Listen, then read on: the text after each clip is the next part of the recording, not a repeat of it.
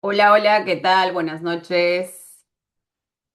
Buenas noches con todos los alumnos y las alumnas. Un gusto volvernos a encontrar. Creo que hemos estado con tres clases antes que nos volvamos a encontrar.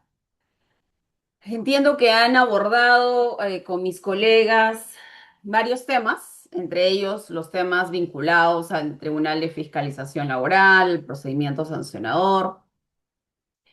Entonces, conmigo hemos visto todo el procedimiento inspectivo, también hemos visto el procedimiento inspectivo, las infracciones, ¿cierto? Hemos analizado cada una de las infracciones. Entonces, el día de hoy vamos a ver tres temas relevantes, más recurrentes que se pueden ver en la inspección, que son la inspección en materia de beneficios sociales, que son en promedio el 70% de que, que realiza la SUNAFIL.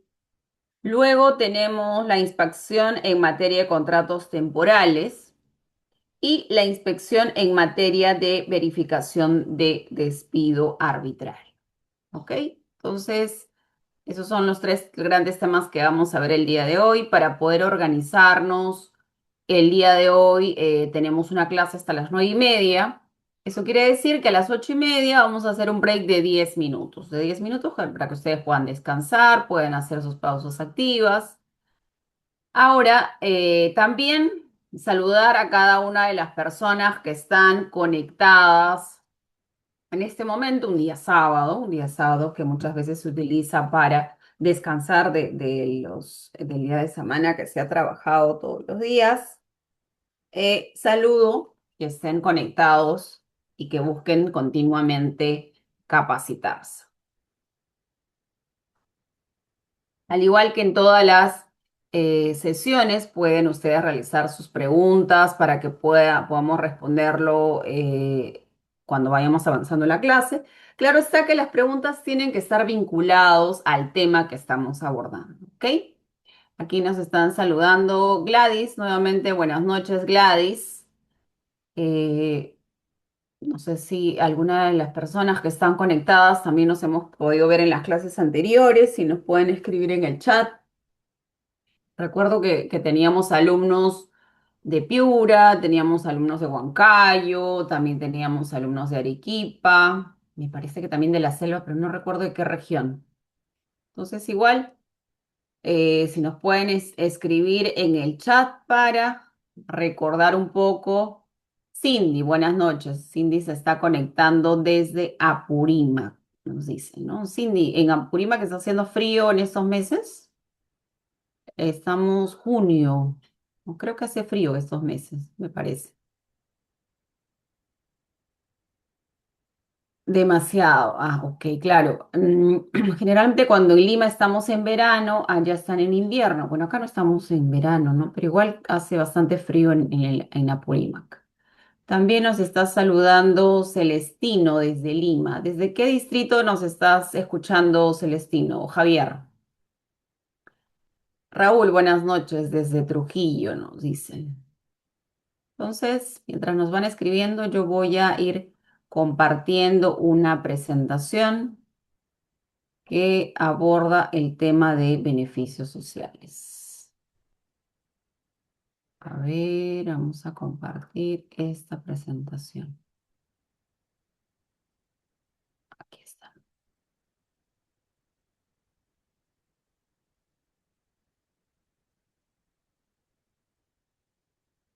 Ok. Teófilo nos escucha desde Huánuco. Huánuco siempre ha tenido un clima bastante caluroso, bastante cálido, si mal no recuerdo. San Juan del Urigancho. Javier nos saluda desde San Juan del Urigancho. Perfecto. Entonces, el día de hoy vamos a ver el tema fiscalización de pago de beneficios sociales. Muchas de las materias que fiscaliza SUNAFIL tienen sus directivas, protocolos. En las primeras clases que tuvimos conmigo, en el PPT, les coloqué unos links que ustedes podían utilizar donde van a encontrar cada una de las directivas y protocolos que tiene SUNAFIL. SUNAFIL ha hecho como un compendio de la normativa interna que tiene, que se llama NIT SUNAFIL, donde pueden encontrar todas las directivas y protocolos de SUNAFIL que vamos a ver el día de hoy y que lo hemos visto en las clases pasadas. Entonces, respecto al tema de beneficios sociales, nos causa un poco de extrañeza, pero no tiene una directiva. No tiene una directiva, no tiene un protocolo, a pesar que es una materia que ve la SUNAFIL en promedio, el 70% de fiscalizaciones que realiza SUNAFIL están vinculados al pago de beneficios sociales. Entonces no tiene ninguna directiva protocolo. Entonces simplemente se rige por las reglas generales y algunas reglas que ha establecido el Tribunal de Fiscalización Laboral, que ustedes lo han podido ver en clases pasadas con mis colegas. Entonces no tenemos una directiva ni un protocolo que rija este tema. Sin embargo, tenemos reglas generales que aplican a este tema. El tema del plazo. El tema del plazo está vinculado al general, que es 30 días. El plazo es de 30 días hábiles y con una ampliación máxima de 30 días hábiles más. Es decir, una fiscalización por pago de beneficios sociales podría durar máximo 60 días hábiles. ¿Ok? Ahora, puede ser un plazo menor también. Podría ser 20 días. Luego pide una ampliación de 20 días o 10 días más. Puede ser un plazo menor, también puede ser un plazo menor, ¿no? Si estuvieran fiscalizando, por ejemplo, una sola materia. ¿A qué me refiero con materia? Cuando nosotros vemos el tema de materia, significa, por ejemplo, si está fiscalizando gratificaciones, vacaciones, esas son las materias. Ahora, la fiscalización en materia de beneficios sociales, la mayoría de las veces es una fiscalización documental. ¿Qué quiere decir documental? Que lo único que te van a pedir en la mayoría de los casos es que presentes los documentos, que presentes los documentos que acrediten el pago de sus beneficios sociales. Eso quiere decir que la modalidad de actuación que va a utilizar es el requerimiento de información a través de la casilla electrónica. Ahora, que realicen una visita inspectiva para fiscalizar pago de beneficios sociales es un poco probable, pero no quiere decir que no ocurra. Lo que puede ocurrir es que tú no le contestas por la casilla electrónica al inspector de trabajo y el inspector de trabajo decide realizar una visita a la empresa. Por eso siempre, a fin de acelerar el procedimiento inspectivo y que puedan terminar rápidamente este procedimiento sin ninguna infracción, se sugiere responder la casilla electrónica.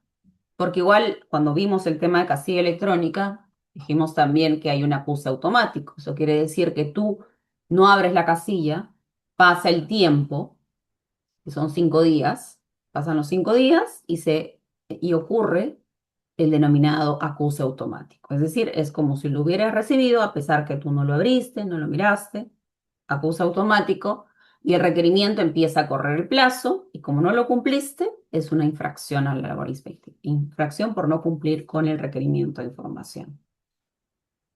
Entonces se sugiere presentar la información que te pide. Entonces la inspección les decía que es meramente documental. Ahora, existe un supuesto en el cual no necesariamente va a ser, que no necesariamente será un requerimiento de información a través de la casilla electrónica, sino muchas veces será necesario hacer una visita. Entonces tenemos trabajadores formales e informales. ¿En qué supuesto creen que se realiza una visita inspectiva? ¿En trabajadores formales o informales? ¿Alguien tiene una idea en qué supuesto sería que se realiza una visita? ¿En casos de trabajadores formales o informales?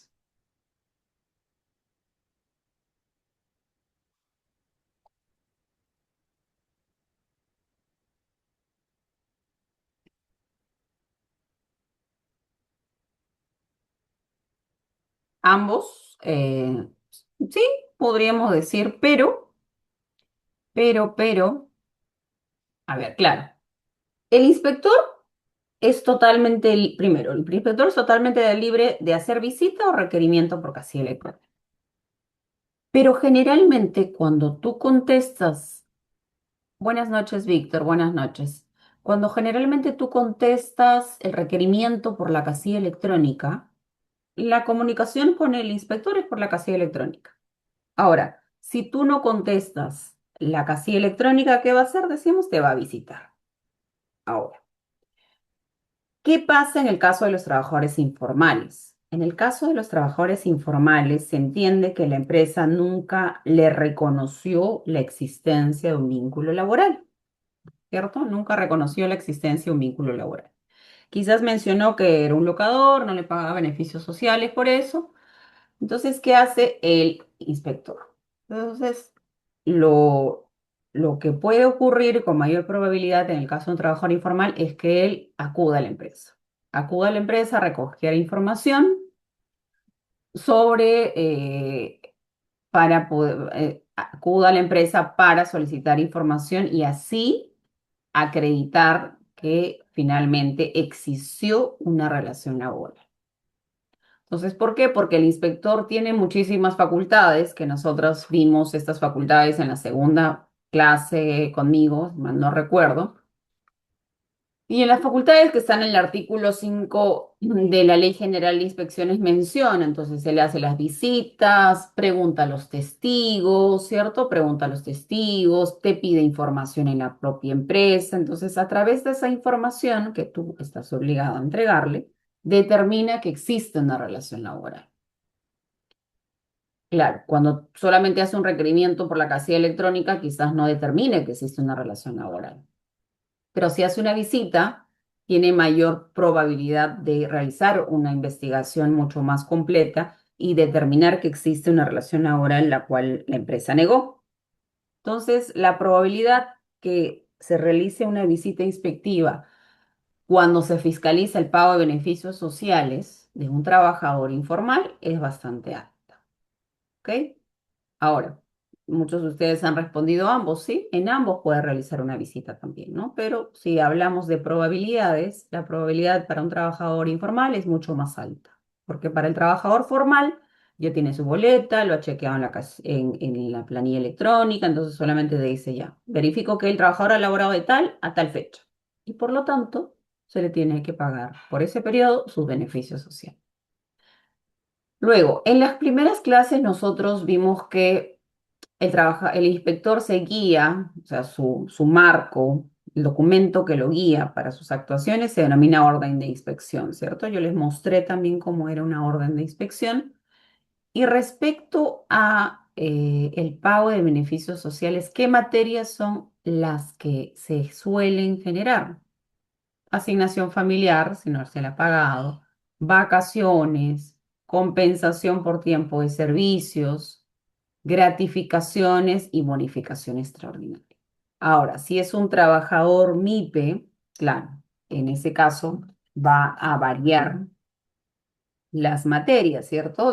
Dependiendo si es micro o pequeña empresa. Eso va a variar. Entonces, ok, entonces tenemos, estas son las materias que se va a generar. Ahora, yo he colocado aquí las infracciones que pueden ocurrir respecto de cada materia.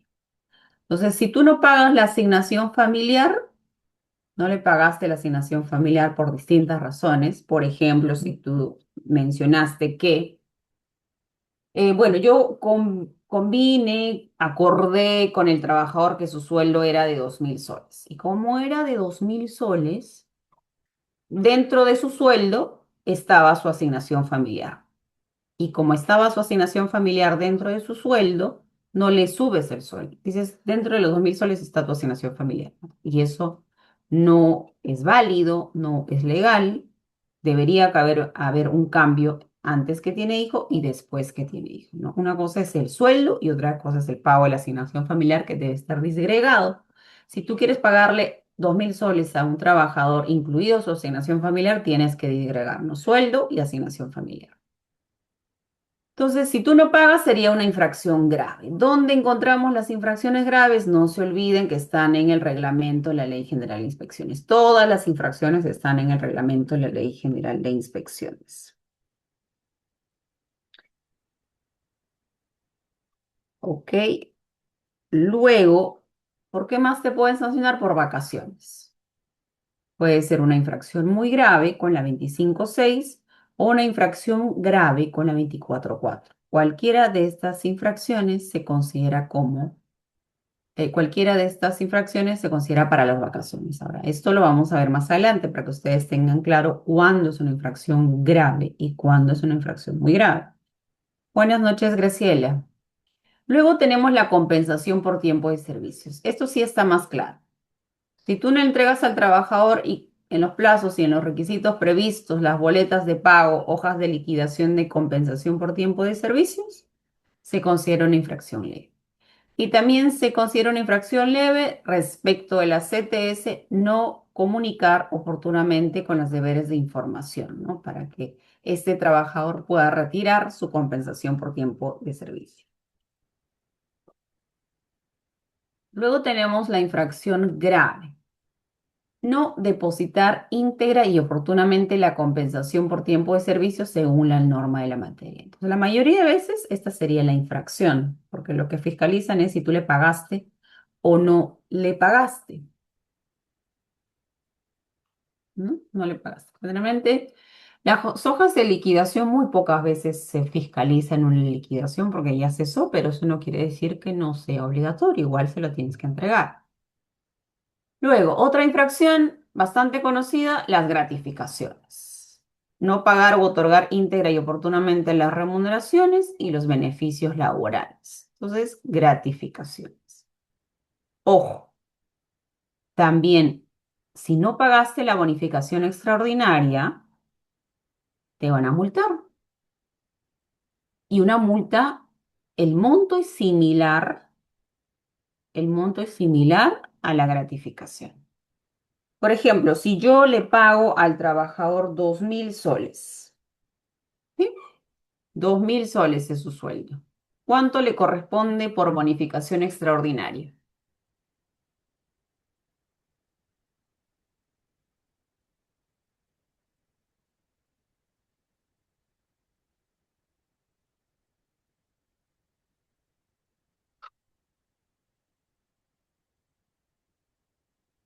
¿Recuerdas?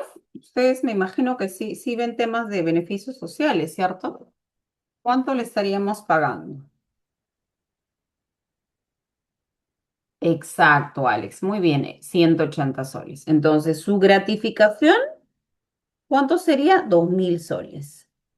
Y su bonificación extraordinaria, tal como menciona Alex, el 9% de 2.000 soles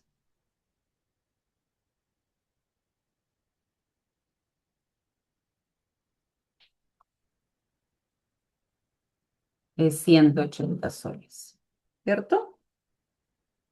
Entonces, cuando tú realizas el pago, obviamente, ¿cuál preferirías pagar? ¿Los 2.000 o los 180? Si no tienes, imaginemos que no tienes mucho saldo, no tienes mucho dinero para pagar. ¿Cuánto preferirías pagar? ¿Tus 2.000 o tus 180 soles? ¿Qué es más fácil pagar? ¿2.000 o 180 soles? Una pregunta sencilla. 180, exacto. Entonces, es más fácil pagar tus 180 soles, pero la multa es la misma. Aquí vamos a ver con un caso. La multa por no pagar la bonificación extraordinaria es la misma. Por ejemplo, aquí tienes la gratificación, la bonificación extraordinaria es 1,57 para una NOMIPE. Y 1,57 por 5.500, que es la OIT, nosotros vimos cálculo de infracciones, ¿cierto? En la clase anterior conmigo. Entonces, ¿cómo hallamos la multa por la gratificación? Una no MIPE, un trabajador 1,57 por 5.500, ¿cierto? Sería 8.635. Es decir, si no pagas una gratificación de 2.000 soles, tu multa es de 8.635 soles. Si no pagas una bonificación extraordinaria, que es 180 soles, tu multa es de 8.635. Entonces, la multa es la misma. Si ustedes ven, la multa es el mismo monto, 8.635 soles. Por eso les decía que sería conveniente pagar. O sea, si no tienes mucho saldo, si no tienes mucho dinero, no sé, por diferentes razones, la cual no es una excusa, pero lo que tendrías que hacer es pagar por lo menos la bonificación extraordinaria, porque tu multa va a ser bastante alta. La bonificación y la gratificación son graves en una no, y una no MIPE es 1,57. ¿Ok? ¿Se entendió esta parte? Por eso es que les decía que tienes que pagar la gratis, tienes que pagar la bonificación extraordinaria. ¿Sería ideal que tú lo pagues? Sí. Pero si eres una no MIPE, mira, debes solo una gratis de 2.000, pero tu multa va a ser 8.635, es decir, 4 veces más de lo que tú estás obligado a pagar. Entonces, esa es la multa. Ahora, ¿qué te suelen pedir? ¿Qué te suelen pedir cuando se fiscaliza una fiscalización de beneficios sociales? ¿Qué te suelen pedir? Aquí tenemos la información, ¿no? Entonces, ¿qué te dicen? Acredita que pagaste la liquidación de beneficios sociales. ¿Y cómo se va a acreditar que pagaste la liquidación de beneficios sociales? Con las constancias de transferencia. Con las constancias de transferencia, ¿no? Con algún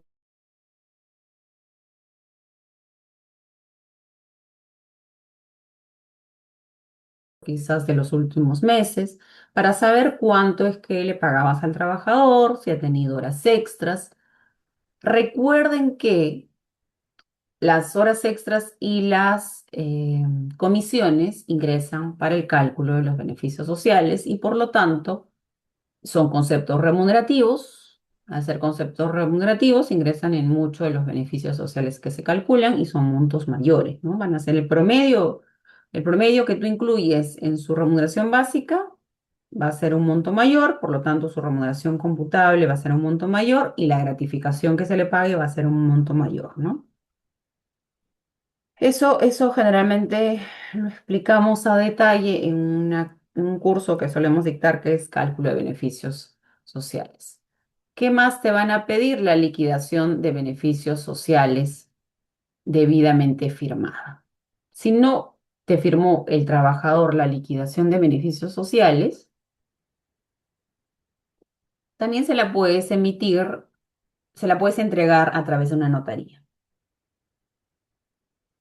¿Ok? Te la puedes entregar a través de una notaría y con eso le señalas al inspector que le has entregado, claro. Pero aquí lo importante es no solamente la entrega de la liquidación de beneficios sociales, lo importante es que tú hayas pagado. O sea, de todos esos documentos, lo más importante es la constancia de transferencia. Ahora, ¿también te pueden pedir el registro de control de existencia? Sí, pueden pedir para justamente ver si esta persona tiene horas extras, si trabajó en feriados, si trabajó el día del descanso semanal obligatorio.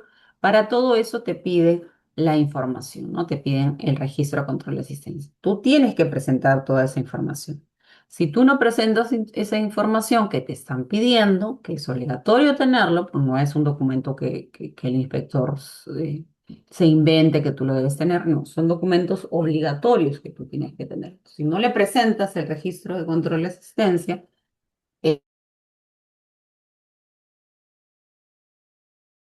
vamos a ver aquí los cuadros. ¿Qué son estos cuadros?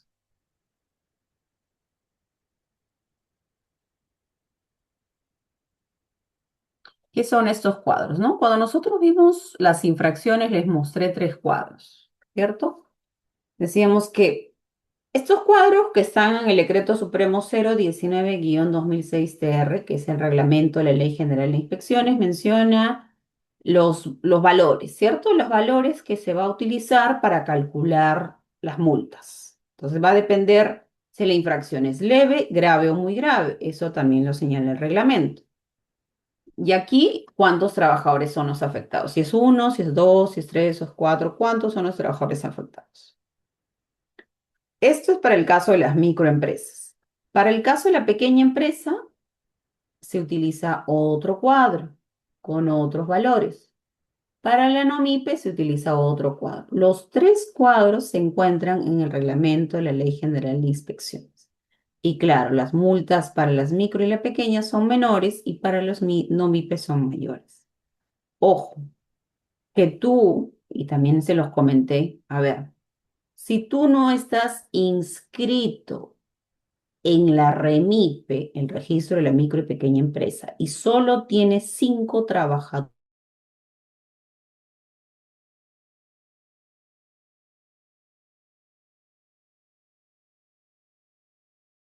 si tú eres una empresa que tiene 5 trabajadores, ¿ok?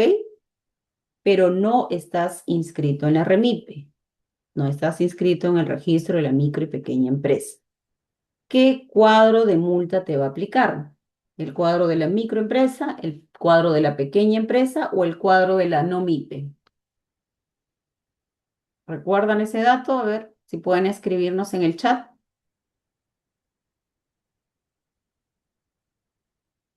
Muy bien, Marco, ha estado atento en el cuadro de la no MIPE. Es decir, así tú seas a simple vista una microempresa con poquísimos trabajadores, pero no estás inscrito en la micro y pequeña empresa, te va a aplicar el cuadro de la no MIPE.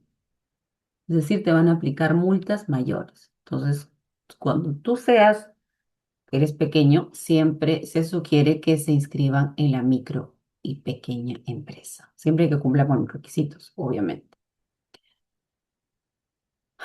Tenemos unas preguntas, tenemos a José. Si una empresa paga la gratificación tarde, pero un día antes de que llegue su NAFIL, igual la multan y si la multan, están obligados a poner DNI y monto de cada afectado o se cae. En realidad, como dices, pero un día antes de que llegues a una fila, el primero es miércoles, creo, ¿no? El primero es miércoles. El primero es miércoles y Sunafil va el martes 30. Sunafil, perdón, va el 1 de julio, ¿ok?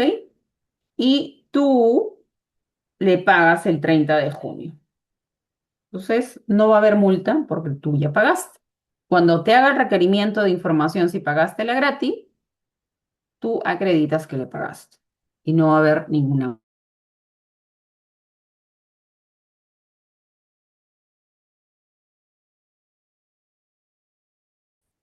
Si le corresponde al trabajador de gratificaciones 2.180 y solo le pagas 1.136. Claro, el caso que hemos visto, ¿cierto, Javier? Entonces, teníamos el caso de un trabajador que gana 2.000, su gratificación es 2.000. Entonces, él pregunta, imaginemos que tú no le pagas, recuerda disgregar los datos, ¿sí? Entonces, porque son dos multas. Su gratis es 2.000 y su bonificación extraordinaria es 180. Entonces, tú de los 2.000 soles que es su gratis, solo le pagas 1.136, ¿no? Entonces, de 1.136, ¿cuánto te falta? 1.136 menos 2.000 soles, ¿ok? A ti te falta pagarle 864 soles de gratis, ¿cierto? 864 soles de gratis. Entonces, tu multa, si no le pagas, va a ser igual 8.635. Tienes que pagar en forma completa. Si no pagas en forma completa, igual tu multa va a ser 8.635 si eres una nómina. Si la gratificación que tú tenías que pagar era 2.000 y le pagaste 1.000,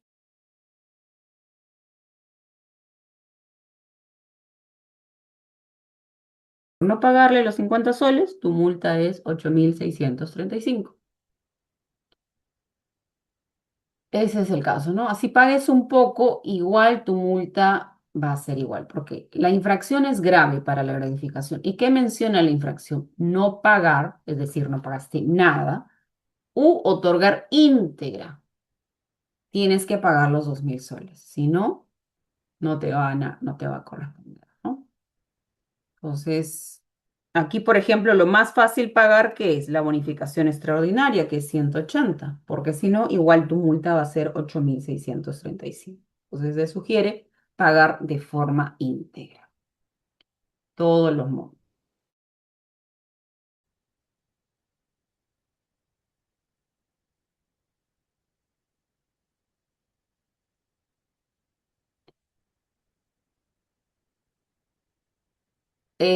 Alex, esa aclaración, no, o sea, tú tienes que inscribirte. Necesariamente tienes que inscribirte en el registro de la micro en pequeña empresa.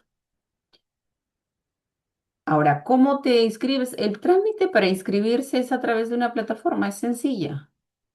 Es lo que me imagino que por eso lo que tú dices es una declaración. Si haces declaraciones, presentas la información. El trámite es sencillo, pero tienes que inscribirte en el registro de micro y pequeña empresa para el tema de las multas. Sí o sí te tienes que inscribir, porque tú te registras y apareces en una plataforma. Si tú buscas esa plataforma que es la Remipe, esa plataforma que es la Remipe, colocas tu RUC y aparece si eres micro o pequeña empresa. ¿Ok? Entonces teníamos aquí. Imaginemos que el trabajador le correspondía 868,33, ¿cierto?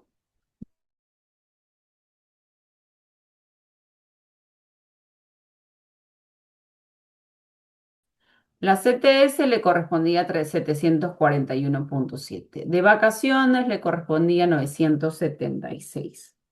¿Cuánto sería eso? Vamos a sumar 868,33 más 78,15 más 741,70 más 976,88. ¿Cuánto sería?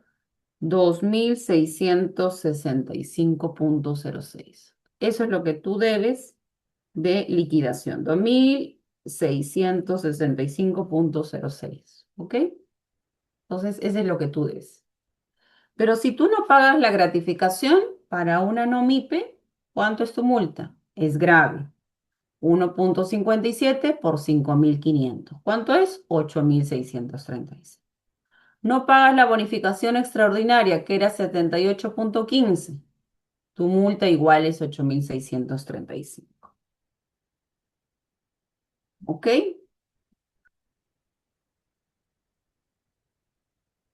Tu multa es igual, ¿no? Entonces, acá, como no existe ningún concepto, aquí vamos a borrar esto.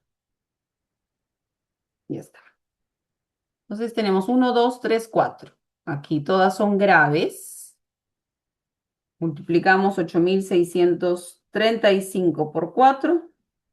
Tu multa sería de 34.540. ¿Ok? Imagínense. Tú tenías la obligación de pagar una liquidación que equivale a 2.665, pero tu multa por no pagar sería 34.540. Es bastante alta, ¿cierto? Entonces lo que yo podría hacer es ver, ¿no? ¿Qué puedo ir pagando? Puedo pagar que de repente los montos que son menores, gratis, bonificación, CTS, porque quizás las vacaciones no me alcanza, pero puedo ir yo pagando algunos montos, ¿no? En el caso que no puedo. César, a los trabajadores, mira, el tema de las multas es solamente la inscripción en el registro de la micro y pequeña empresa. Ahora, respecto a los trabajadores, es diverso, ¿no? Puede ser que tú quieras poner al trabajador como no MIPE, o sea, que pertenezca al régimen general, sí, puedes hacer eso. Entonces, uno de tus trabajadores pertenece al régimen general. Si tú quieres que tu trabajador pertenezca a la microempresa, le puedes hacer un contrato al trabajador donde señale expresamente que él tiene un contrato como microempresa. Ahora, lo que también puede ocurrir es que imaginemos que tú te has inscrito, te han dado tu constancia, te has inscrito el 30 de junio del 2026 en la micro y pequeña empresa, ¿cierto? Entonces, el 6 de julio contratas a una persona. Entonces, todos los que ingresen a partir del 6 de julio van a ser trabajadores de la microempresa. Pero todos los trabajadores que ingresaron antes del 6 de julio y tú no estabas inscrito en la micro y pequeña empresa, serán trabajadores del régimen general, a pesar que tú te inscribiste después en la micro y pequeña empresa. Esas son las reglas. Tú tienes que estar inscrito y todos los que contrates después de tu inscripción pertenecerán a la micro y pequeña empresa. Los que contrataste antes de la inscripción serán trabajadores con el régimen general. Ahora, después del 6 de julio, tú quieres tener un trabajador con el régimen general, también lo puedes hacer, ¿no? Mientras sean más beneficios, no hay ningún problema. A ver, aquí tenemos un caso. Entonces, les doy un minuto para que lean el caso y un minuto para que me digan de cuánto sería la multa de este trabajador. En esta fiscalización, ¿cuánto sería la multa? Por favor, a ver si pueden leerlo, revísenlo. Alex, Beatriz, Javier, Celestino, César Altamirano, Cindy, David, Delia, Francis, García, Gladys, Gilbert, Graciela, Honor X8, Huawei. Sería ideal que puedan poner su nombre, ¿no? Iris, Irma, José, José. Tenemos tres Josés. Judith, Yulisa, Víctor,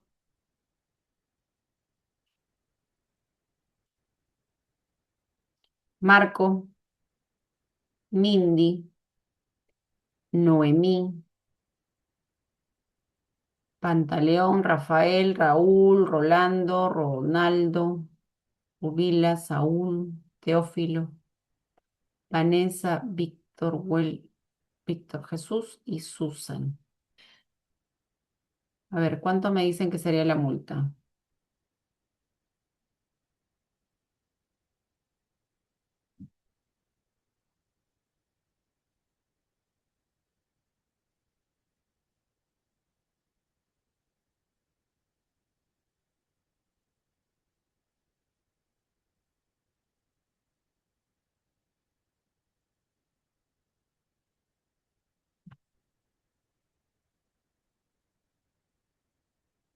¿Ya hallaron? ¿Pudieron hallar cuánto es?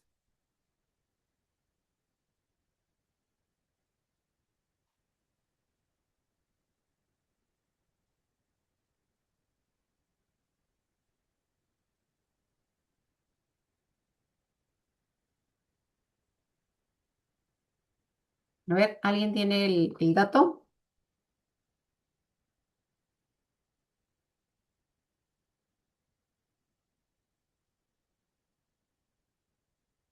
¿No? ¿Nadie le sale? A ver, vamos allá. Dice, la empresa RedPet es una pequeña empresa. Entonces ya sabemos qué cuadro utilizar, ¿cierto? Pequeña empresa. Que se dedica a la venta de productos para animales domésticos, ¿cierto? Una pequeña empresa que obviamente está inscrita en el registro de la MIPE, tiene 20 trabajadores. Durante una inspección realizada por Sunafil se verificó que la empresa no había pagado la gratificación por fiestas patrias, correspondiente al mes de julio. ¿A cuántos trabajadores? A 8 trabajadores. Entonces, ¿cuántos son los trabajadores afectados? 8. Del área de ventas y almacén. Asimismo, tampoco les otorgó 20, 20.000, ¿te sale Gladys? Ya.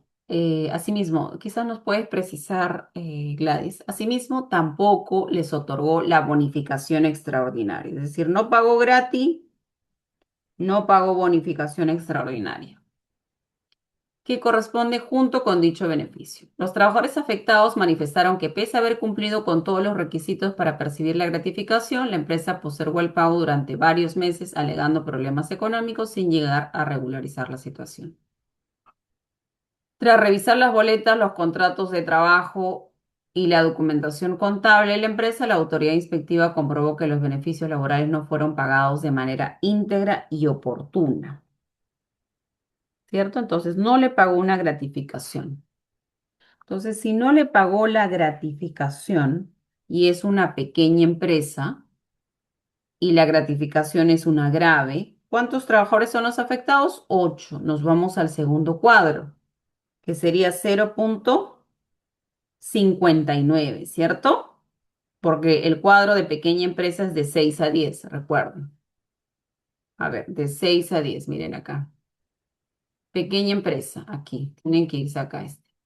Grave, de 6 a 10, 0,59. Y la bonificación extraordinaria también sería 0,59, ¿cierto? Y siempre multiplicamos por la UIT vigente, que es 5.500. Entonces, esa sería la multa y la empresa nunca pagó, ¿no? Entonces, ¿cuánto nos sale la multa? Entonces, el artículo vulnerado 24,4, ¿no? Gratificación. Entonces, aquí, trabajadores, porcentaje de la multa, 0,59, que es 3.245, y 2 por 3.245, que serían 6.490. ¿Ok? Un caso bastante sencillo. Acá tenemos otro caso. A ver si en esta podemos resolver. Es sencillo, solamente necesitamos saber a qué parte corresponde el cuadro y que lo tienen también en otros PPTs esos cuadros y cuántos son los trabajadores afectados, ¿cierto? Y qué beneficios son y qué tipo de infracciones. Entonces, por favor, si podemos leer el caso, 8 y 15, 8 y 16, empezamos a resolver el caso.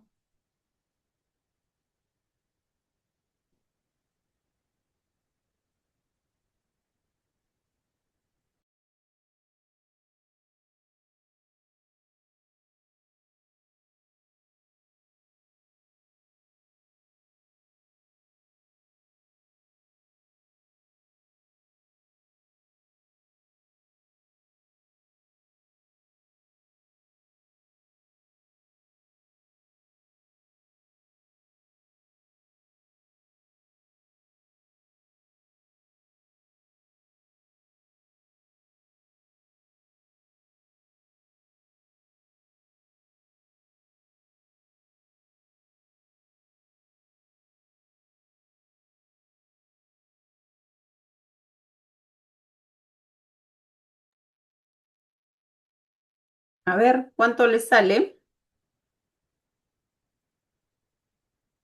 Aquí también es una mediana empresa, ¿cierto?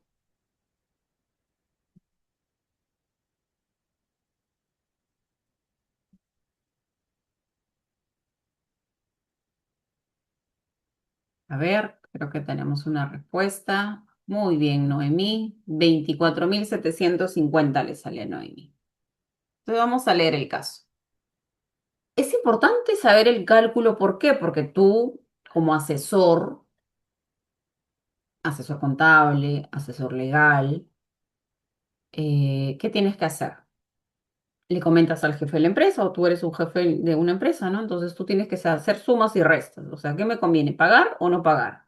Porque la multa, como ustedes pueden ver, es mayor. Entonces tú le dices, mira, si no pagas, esto es la multa.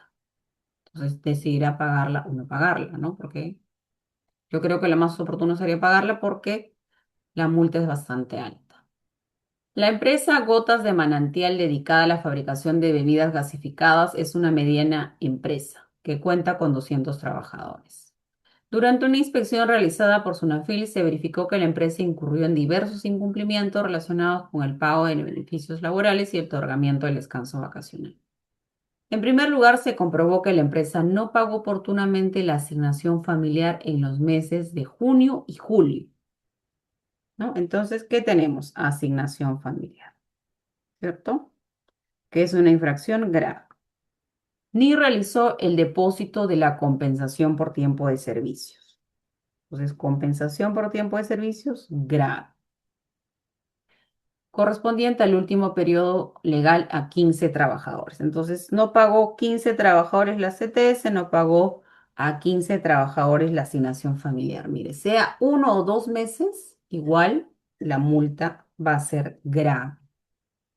A pesar de que dichos beneficios son de cumplimiento obligatorio y tiene fechas específicas para su pago. La inspección determinó que 5 trabajadores no gozaron de sus vacaciones. Sus vacaciones, que también es grave, 5 trabajadores dentro del plazo establecido por ley, continuando sus labores de manera interrumpida sin que la empresa programara ni otorgara las vacaciones correspondientes. ¿Cierto? Aquí.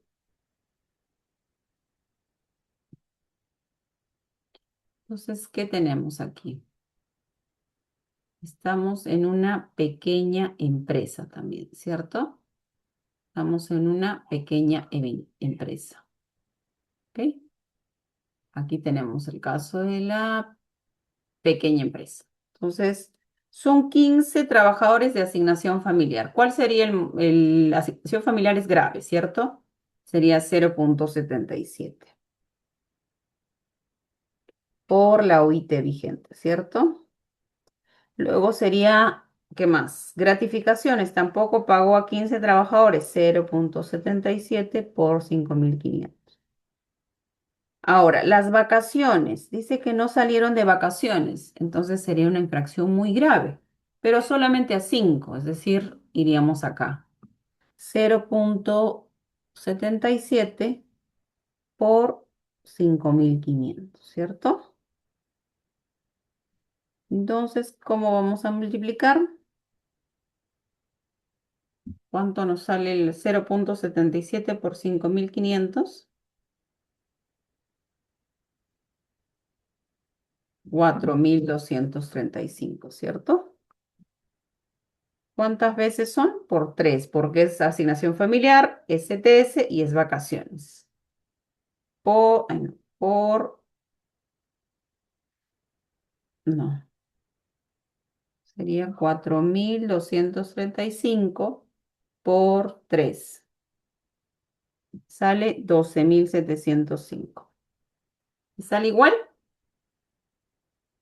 No sé si le sale igual. ¿Cuánto nos mencionó su compañera?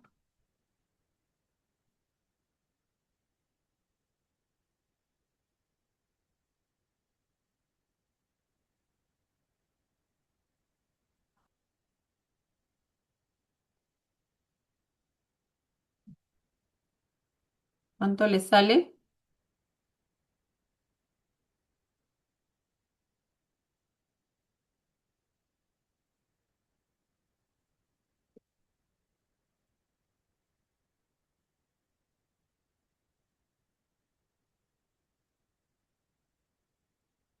¿Cuánto le sale? A ver, aquí, ¿no? Tuve un error. Ah, perfecto, Noemi, entiendo. Sí, no te preocupes. Ok, entonces vamos a continuar. Esa es la idea, ¿cierto? Lo que van a hacer ustedes es, a ver, voy a poner PQT. Lo que ustedes tienen que saber es cuántos son los trabajadores afectados, qué tipo de empresa es, ¿cierto? ¿Qué datos debo tener, ¿cierto? ¿Qué datos debo tener? ¿Qué tipo de empresa es? ¿Cuántos trabajadores son los afectados? La infracción, ¿cierto? Todos esos datos son los que debo tener. Ok, hasta aquí tenemos alguna pregunta, alguna duda sobre los cálculos, sobre lo que podría ocurrir en una fiscalización. Ojo, si ya les piden boletas de pago o algo, ya estos son otro tipo de infracciones.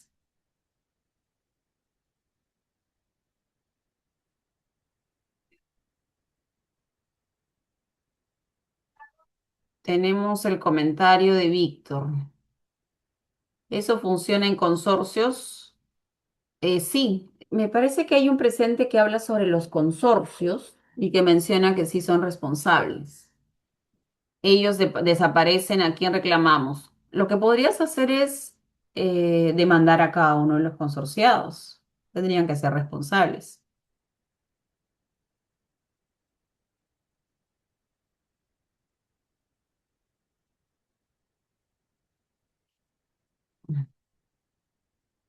Entonces, lo que podrías hacer es en el caso de los consorcios, en principio, denunciar al consorcio, porque ya mencionaba el tribunal que son responsables.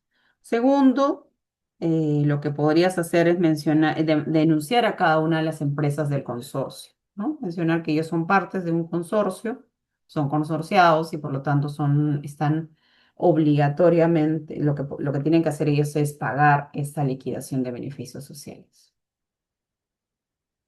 Eso es lo que podrías hacer. Claro, es difícil notificar a un consorcio que ya no existe, ¿no? Muchas veces existen por un tiempo determinado hasta que termine la obra, pero ese consorcio tenía personas jurídicas. Entonces, lo que podría hacer es fiscalizar a todas esas personas jurídicas. Lo que podrías hacer es pedir que se abra una orden de inspección para todas esas personas jurídicas. Yo lo que haría es eso, ¿no? Lo que haría es identificar a cada una de las personas jurídicas, hacer una denuncia mencionando que estas pertenecían a un consorcio y que las puedes encontrar en estas direcciones para que realicen esa fiscalización. Porque claro, pueden poner como dirección el lugar de la obra y el inspector va a ir y no va a encontrar. Entonces va a decir, bueno, no encontré el consorcio. Entonces lo ideal sería que le puedas también apoyar con herramientas que pueda conseguir, como el hecho de saber el dato de los consorciados. Eso es lo que podrías hacer. Entonces, vamos a ver ahora algunos criterios que están vinculados al pago de beneficios sociales, que también se utilizan en una fiscalización por el pago de beneficios sociales. Tenemos la resolución de Sala Plena 8/2022 que se pronuncia sobre distintos puntos. Recuerden que estos son precedentes, es decir, son de obligatorio cumplimiento. No resuelven, en algunos casos resuelven un caso concreto, pero luego establecen cuál es el fundamento que es precedente obligatorio. Entonces, aquí tenemos los precedentes de observancia obligatoria. El primero de los temas es que la imposición de una jornada que supera de manera permanente el límite máximo legal vulnera el derecho constitucional a la limitación de la jornada. Entonces, si tú impones una jornada de 12 horas todo el año, es una infracción, porque estás vulnerando el límite de las 8 horas diarias a 48 horas semanales. Hay personas que trabajan todos los días 12 horas, ¿no? Que igual se le tienen que pagar las horas extras, pero eso no puede ser de manera continua. Luego, el pago de las sobretasas por laborar en días de descanso o feriados no exime al trabajador de garantizar el descanso semanal, cuya finalidad es proteger la salud, la recuperación física y el tiempo libre del trabajador. Entonces, sí o sí se tiene que pagar las sobretasas, pero también estas sobretasas no pueden ser siempre, ¿no? No pueden estar, no pueden pagarse, o no puedes hacerle trabajar todos los domingos ni tampoco todos los feriados. Luego, la omisión del descanso semanal constituye una vulneración al derecho al descanso, el cual debe otorgarse preferentemente en domingo o en su defecto en otro día natural completo. Está vinculado al mismo tema. Sí o sí tienen que descansar en sus feriados y el día que les toca descansar, que preferentemente es el domingo. La compensación económica por laborar en días de descanso o feriados tiene carácter excepcional y no justifica obligar al trabajador a laborar de manera continua, pues ello vulnera los derechos a la limitación de la jornada, al descanso y a la salud. ¿Qué quiere decir? Hay muchas empresas que hacen laborar a sus trabajadores todos los feriados, todos los domingos, día que le toca descansar, y eso también es ilegal. La empresa puede alegar, pero le estoy pagando su sobretasa, sí, pero no lo puedes hacer siempre, porque esta persona necesita descansar, si no, está afectando su salud. Que recuerden que los derechos laborales son irrenunciables. Entonces, él te puede aceptar, le puedes pagar, pero puedes estar sujeto a una multa por vulnerar este derecho al descanso que está en la Constitución también. Luego, sobre las vacaciones, tenemos la resolución de Sala Plena 010/2024, que menciona que el fraccionamiento de vacaciones requiere solicitud del trabajador y acuerdo del empleador. No es automático ni unilateral, no es que el empleador te diga, no, voy a fraccionar tus vacaciones. 7 días en enero, 7 días en marzo, 7 días en diciembre y 9 días en julio, ¿no? Él decide como empleador fraccionar tus vacaciones, no. O tú le presentas un documento para fraccionar tus vacaciones o firmamos un acuerdo, un convenio, pero no puede ser decidido unilateralmente. Lo que sí puede ser decidido unilateralmente es que tú le des sus vacaciones en la fecha que tú corresponde, que tú consideres, que eso dice la norma, el decreto legislativo 713, pero siempre y cuando sea un mes completo. Es decir, yo, empleador, decido que tú salgas en septiembre 30 días, sales en septiembre 30 días. Eso sí puedes hacer, porque la norma te faculta, pero el fraccionamiento no. El fraccionamiento tiene que ser un acuerdo. Ahora, en este caso puntual se usaban plataformas digitales para gestionar las vacaciones. Te dice, sí, puedes hacerlo, es válido que gestiones las vacaciones a través de una plataforma, pero tiene que haber también un acuerdo. Y no es que haya vicios en el consentimiento del trabajador. Es decir, yo tengo que, me llega, tú presentas la propuesta de fraccionamiento, yo tengo que aceptar, como trabajador tiene que haber un mecanismo que permita aceptar. Es decir, que se pueda visibilizar tu consentimiento. En ausencia de regulación específica, estas prácticas pueden ser válidas bajo los principios de la LEPAJ y la presunción de veracidad de lo declarado por la empresa, ¿no? Es válido que tengas la plataforma, que quizás habilites una parte en la que pueda firmar el trabajador su consentimiento. La evaluación debe ser caso por caso, ¿no? Verificando que el sistema digital no afecte derechos laborales y garantice condiciones con accesibilidad, tiempo razonable y ausencia de represalia. No quiere decir que tú no marcas, tú no fraccionas, te voy a sancionar. No, eso no podría ocurrir. ¿Ok? Entonces, eso es lo que menciona la 010/2024. Tenemos otras resoluciones que lo vamos a ver regresando del break. Eh, Son 8:30, 8:40 regresamos para continuar la clase.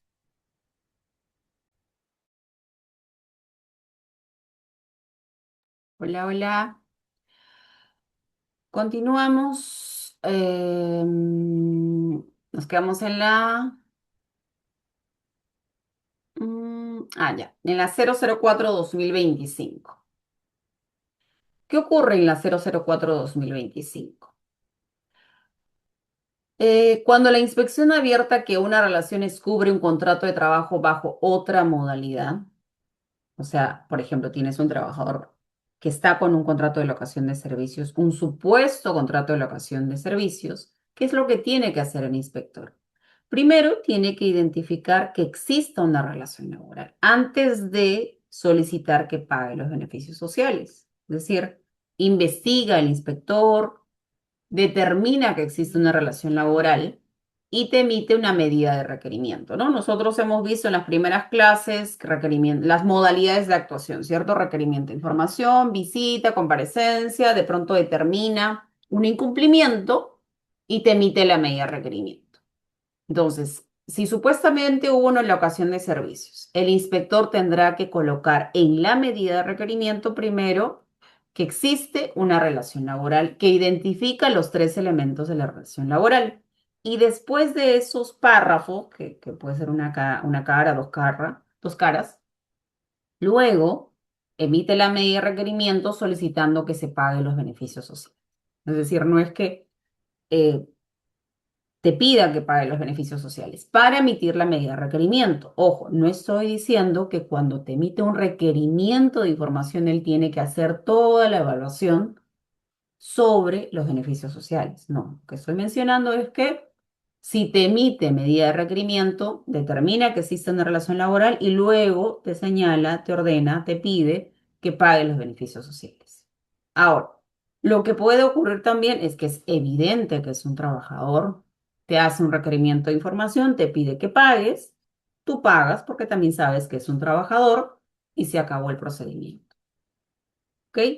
Lo único que se está exigiendo en esta resolución de sala plena, que es más o menos reciente, la 4/2025, es que si se emitiera una medida de requerimiento, se tiene que determinar que existe una relación laboral, que existen los tres elementos y por lo tanto se exige el pago de beneficios sociales. Solo después de acreditar y motivar la existencia del vínculo, la inspección puede requerir la subsanación de las infracciones derivadas como el pago de beneficios sociales. Luego, la 8/2025. El impago de vacaciones truncas constituye una infracción distinta al incumplimiento del otorgamiento de las vacaciones. ¿Se acuerdan que yo les coloqué en las primeras diapositivas que ustedes van a tener, aquellos que han pagado el diplomado, van a tener acceso a las diapositivas? Entonces, las diapositivas les puse que podía ser una 24/4, que es una grave, o una 25/6, que es una muy grave. Las vacaciones podía ser cualquiera de estas infracciones. ¿Y qué menciona el Tribunal de Fiscalización Laboral? El Tribunal de Fiscalización Laboral menciona que es distinto el otorgamiento de las vacaciones y el impago. Entonces, el impago de las vacaciones truncas, es decir, le debes 4 meses de vacaciones truncas, se tipifica en el numeral 24/4. Es decir, no le pagaste sus vacaciones truncas, ¿ok? Es un tema de remuneración vacacional y por lo tanto es grave, 24/4. Pero si no le otorgaste el descanso vacacional, ya cumplió un año, ya pasó los 2 años y tú no le otorgaste las vacaciones, porque recuerden que él tiene que descansar. No le otorgaste las vacaciones, es una infracción muy grave, 25/6. Entonces, ¿qué tienen que hacer tanto el inspector como la autoridad instructora y en el procedimiento sancionador? Se tiene que identificar correctamente la infracción. Perfecto, hasta aquí hemos terminado el tema de beneficios sociales. Ahora vamos a abordar el tema de verificación de despido arbitrario. A ver, no sé si estoy compartiendo. Ah, no, todavía no, ¿no? Sé que estaba compartiendo. Ya, aquí, a ver, aquí está. Perfecto, aquí tenemos una presentación. Dijimos que íbamos a ver el día de hoy también tema de pago de beneficios sociales.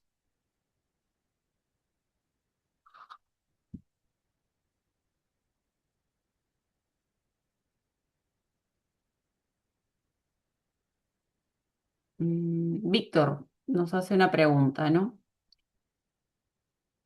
Si hay un vínculo laboral, o sea, Víctor, recuerda que tú tienes derecho a la libertad de trabajo.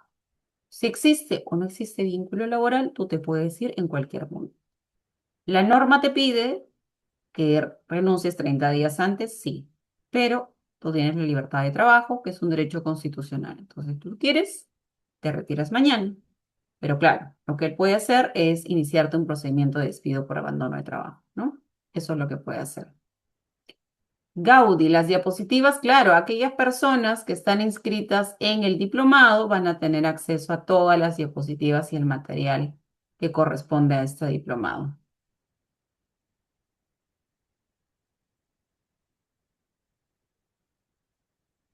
Saúl, me dices que has trabajado 2 meses y 15 días. Sí, podrías acudir a la SUNAFIL para reclamar el pago de tus beneficios sociales. Perfecto. Entonces tenemos la verificación de despido arbitrario. La verificación de despido arbitrario tiene una normativa específica, a diferencia del pago de beneficios sociales, y también se rige por el Decreto Supremo 00397-TR, que establece algunas reglas sobre el tema de la extinción de la relación laboral. ¿Ok? Entonces, eso. Los detalles de una verificación de despido arbitrario lo encontramos en la directiva sobre verificación de despido arbitrario por impedimento de ingreso al centro de trabajo, que es la 003/2020. Fue publicada, la actualización se dio en el año 2023 con la resolución de superintendencia 074/2023. Generalmente, la verificación de despido arbitrario se realiza en 4 días y en 6 días si es compleja, ¿no? Si son varios trabajadores. Ahora, eh, también se puede realizar una verificación de despido a través de una verificación de hechos si se constata que el trabajador cuenta con carta de despido, que se encuentra en un procedimiento de despido y que se haya iniciado un proceso judicial. Ahora, recuerden que una verificación de despido se realiza conforme se realiza la visita inspectiva. Recuerden cuando tuvimos la clase de visita, recuerden también que aquellas personas que están inscritas en el diplomado van a tener acceso a todas las grabaciones. Entonces, aquellos que recién quizás están sumando, las primeras clases conmigo hemos hecho una clase que son las facultades que tiene el inspector de trabajo. Entonces, dentro de las facultades hemos detallado cada una de perdón, explicado con detalle cada una de las facultades que tiene el inspector. Y hemos mencionado que el inspector puede ingresar a cualquier hora del día y cualquier hora de la noche, realizar una visita sin previo aviso. Entonces, la visita de verificación de despido se realiza generalmente sin previo aviso, donde se van a abordar las circunstancias del despido y la fecha exacta del despido. Esto es de manera general. Entonces, aquí tenemos los plazos. La inspección dura un máximo de 4 días, excepcionalmente dura 6 días, si hay problemas de distancia, acceso geográfico o mucha carga de trabajo. Luego, la modalidad puede ser presencial o virtual. Si es virtual, la empresa tiene un día hábil para entregar la información solicitada. El trabajador, la inspección puede contar con la participación del trabajador. Si el trabajador no asiste, ojo, la inspección igual va a continuar. El inspector debe dejar constancia que intentó comunicarse con el trabajador. Entonces, recuerden que puede ser virtual o presencial. Y así no asista el trabajador, también se tiene que llevar a cabo la verificación.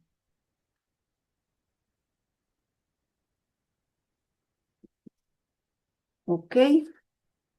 Ahora, ¿qué es lo que verifica el inspector de trabajo? ¿Qué es lo que verifica? Entonces, tenemos como primer dato los datos del sujeto inspeccionado, es decir, del representante, el que atienda la diligencia y el cargo que desempeña, porque es la persona que va a firmar el acta de verificación de despido.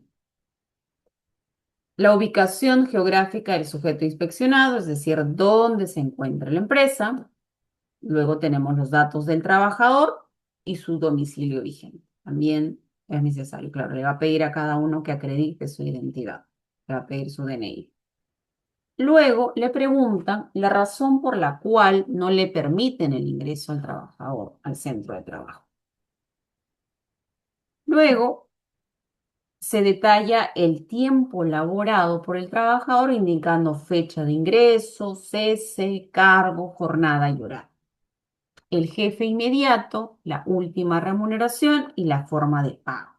Esos datos son importantes porque, por ejemplo, la fecha de ingreso y la fecha de cese para saber si le corresponde, imaginemos que le corresponde la indemnización por despido arbitrario. Entonces necesitamos saber la fecha de ingreso, la fecha de cese para hallar el tiempo de servicios y en función a eso, en el Poder Judicial se determinará a cuánto asciende la indemnización por despido arbitrario.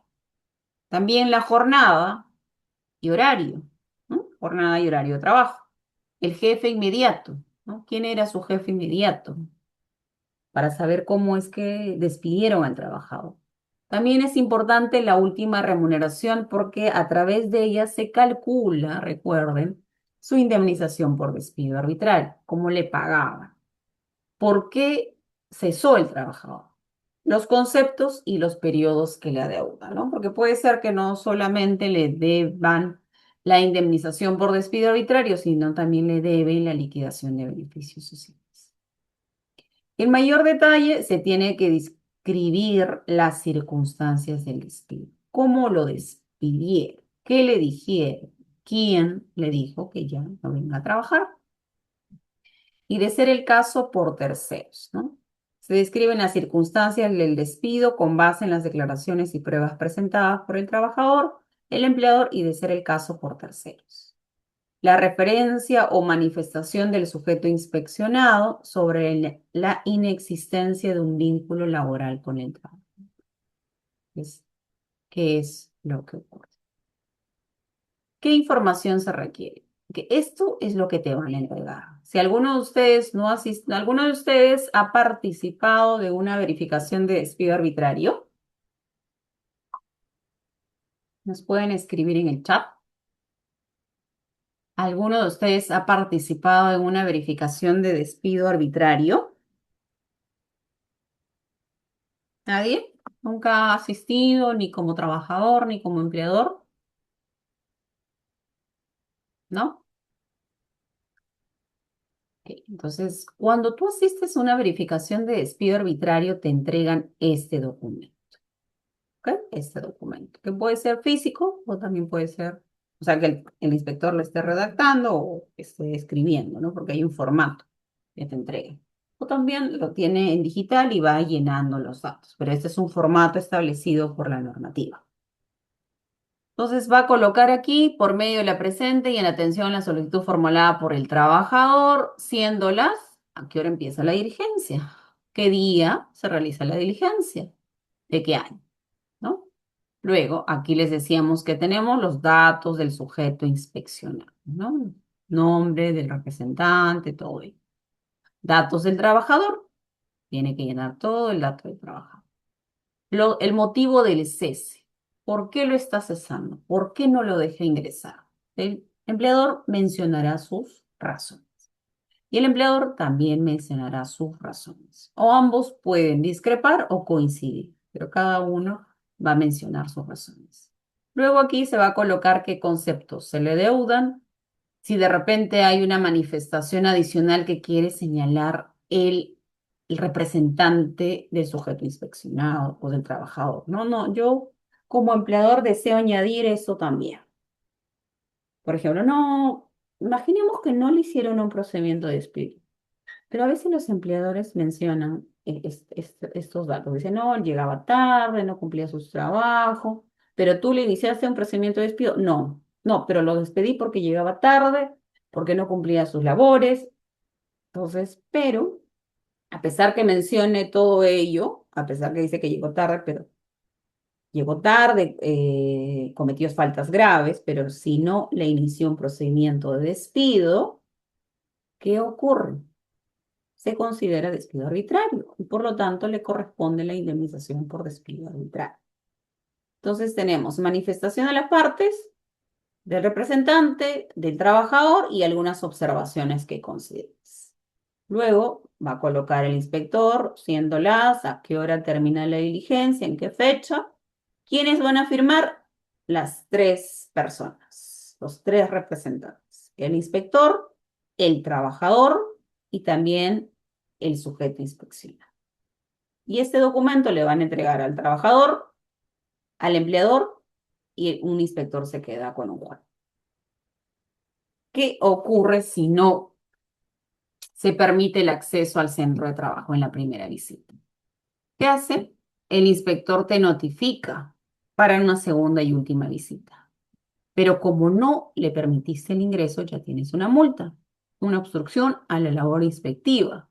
Y recuerden, las primeras clases que tuvimos conmigo, si no dejas ingresar al inspector, la multa es bastante alta. Si no colabora en la segunda, se emite el acta de verificación solo con la versión del trabajador. Entonces, la primera va, no lo quieres atender. ¿Ok? Te va a notificar una segunda visita. Ojo, que son cortísimos, o sea, hoy va, te notifica para mañana o pasado, ¿ok? No es que te va a notificar para 3 días, para la otra semana, no. Los plazos son cortos. Pero claro, hoy no va a ir porque es sábado, mañana tampoco, o el feriado no, irá pues el martes. Va el martes, te notifica para el miércoles o para el jueves y se acabó. Recuerden que solo son 4 días. En ese momento tú le tienes que presentar toda la información que te está pidiendo. Porque recuerden que en un plazo que es corto, en una fiscalización que es corta, como la de despido arbitrario, no te va a hacer un requerimiento por casilla electrónica para que se lo presentes en 3, 4 días, no. Va a tener que ser en el menor tiempo posible. Si no permiten el acceso o no asisten en la segunda visita, también se va a realizar la verificación y se emite el acta de infracción por ambas faltas, porque no lo dejaste ingresar las 2 veces y igual el acta solamente se va a levantar con lo que mencione el trabajador. Si te niegas a darle información y dices, no, no sé, no conozco, desconozco, o sea, se supone que la persona que representa a la empresa tiene que tener todos los datos. Tu respuesta no puede ser, no lo sé, desconozco. Tú eres el representante de la empresa. Entonces, por ejemplo, tú eres un asesor, ¿no? Tú eres el asesor de la empresa. Estás asistiendo a esa verificación de despido como asesor de la empresa. Entonces, tú tienes que tener todos los datos. O si no, ten en comunicación una persona que tenga absolutamente todos los datos. No puedes responder, no lo sé, yo no trabajo ahí, solamente me han contratado para asistir a esta diligencia, no sé nada, no sé si iba el trabajador o no iba, no sé cuándo ingresó, no sé, no. Esas respuestas no van a ser válidas, esas respuestas van a tener como consecuencia que multen a la empresa. Entonces esa persona tiene que asistir con toda la información. Entonces no dar información a la persona que atiende, dice de desconocer, infracción. No cumple con proporcionar información en el plazo o no permite el recorrido virtual o presencial, también se considerará una infracción. Lo que sí menciona esta directiva es si es que, por ejemplo, el trabajador ya realizó una verificación de despido por parte de la policía, lo que hace es emitir el acta de verificación en la cual consigna lo advertido y esta situación se comunica con el supervisor. Entonces, por parte del trabajador, si tú eres un trabajador, ¿ok? Eres un trabajador, ¿qué sugiero yo? ¿A dónde sugiero ir? ¿A la policía o a Sunafil? Si eres un trabajador informal, es mejor que vayas a la policía, perdón, al Sunafil. ¿Por qué? Porque Sunafil conoce el tema laboral, los inspectores conocen el tema, sabe qué documento le va a pedir, tiene facultades de recorrer, preguntar y entrevistar a los testigos, ¿no? Y con eso, si eres un trabajador informal, podías tener una mayor información respecto a la relación laboral y en la forma que ocurrió el despido. Pero si eres un trabajador formal, tienes una carta, un procedimiento, entonces no tiene mucho sentido que tú acudas a la zona FIL. Podrías ir básicamente a la policía para que te atiendan, y además la policía suele atender muchísimo más rápido, ¿no? Entonces, hoy, si vas hoy, a veces te acompañan el mismo día o te acompañan al siguiente día, ¿no? En caso de zona FIL, va a depender de la intendencia regional, a veces tienen bastante carga.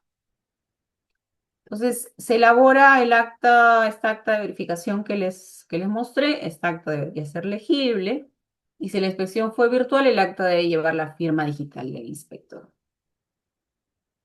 Si la verificación fue en persona, ¿qué hace el inspector? Recaba también las firmas, ¿no? Si alguien se niega a firmar, deja constancia de esa negativa.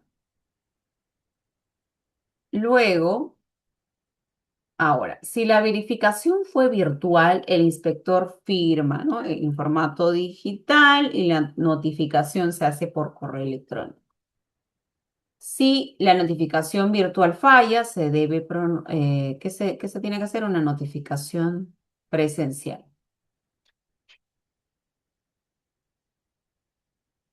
Luego, ¿qué tenemos?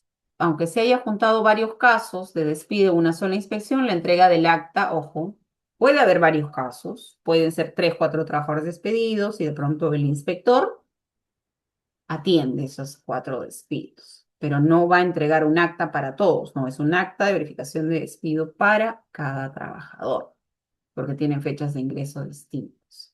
Puede acumularse, sí, si dos o más trabajadores solicitan la verificación para una misma empresa, es la misma dirección o sede, y si hay trabajadores ausentes o no asiste, el inspector sigue adelante respecto de los otros trabajadores. Y si un trabajador no participó en la inspección, presenta también una nueva solicitud. Prioridad. Cuando una denuncia incluye tanto la verificación de despido como la verificación de otras materias, se prioriza siempre el despido. ¿Por qué? Porque esta acta de verificación muchas veces le sirve para iniciar un proceso judicial, porque el trabajador, recuerda que solo tiene 30 días para demandar despido nulo, despido arbitrario, despido incausado. Y las otras materias como beneficios sociales se van a ver después. Ahora, he visto que tienen algunas dudas. Plazo para que espere el inspector 10 minutos es correcto, Gerson. Nosotros lo vimos en las primeras clases. Luego, Delia nos pregunta, ¿qué tiempo aproximadamente se toma para hacer la verificación? En realidad, no hay un tiempo estimado. Depende de la intendencia regional. Generalmente en Lima se demora un poco, ¿no? Se puede demorar una semana, porque en este momento tiene bastante carga. Pero en regiones no, en regiones suele ser muchísimo más fácil. 2, 3 días o al día siguiente te están atendiendo, ¿no? En regiones que son más pequeñas sobre todo. Entonces, vamos a continuar con, esta exposición. Ahora nos falta el último tema, que es la fiscalización de contratos temporales. Fiscalización de contratos temporales.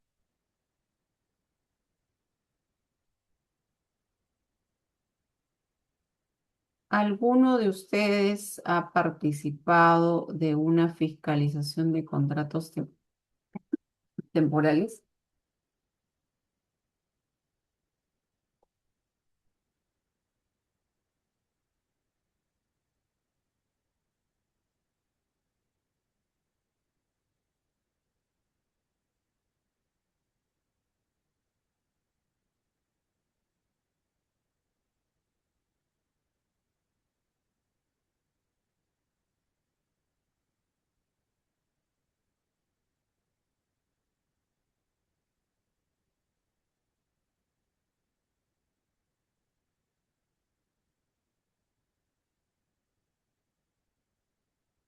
¿Alguno de ustedes ha participado? Perfecto.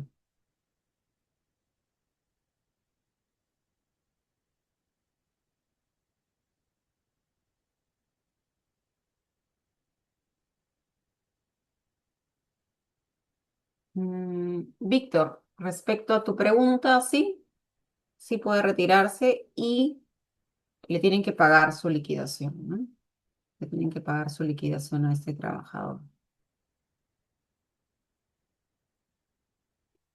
¿Quién nos mencionó que había participado?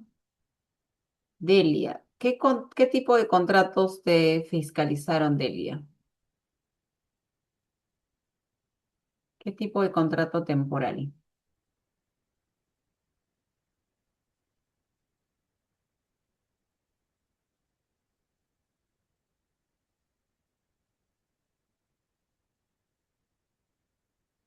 A ver.